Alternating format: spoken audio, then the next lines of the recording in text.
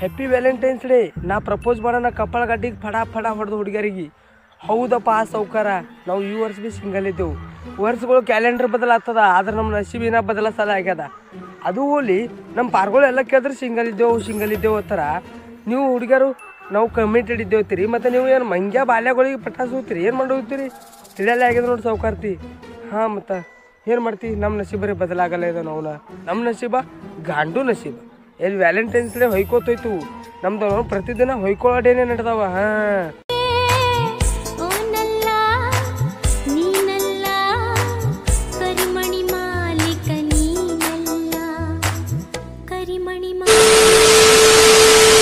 ಎಲ್ಲರೂ 14 ಫೆಬ್ರವರಿ ಪ್ರೇಮಿಗಳ ದಿನ ಆಚರಿಸಿದ್ರ, ನಾವು ಮತ್ತು ಸಿಂಗಲ್ ಡೇ ಆಚರಿಸ್ತೇವೆ. ಅನ್ನ ಪಾರ್ಗೋದು ಸ್ಟೇಟಸ್ ಹಿಂದಿನ ಪ್ರಾಬ್ಲಮ್ ನಿಮ್ಗೇನು ಗೊತ್ತದ? ನಾವು ಸ್ಟೇಟಸ್ದಾಗ ಇಟ್ಟೆ ಅಷ್ಟು ಬಿಲ್ಡಪ್ ಕೊಟ್ಟು ಹೋಗ್ತಿತ್ತು, ಆದ್ರೆ ಹಿಂದ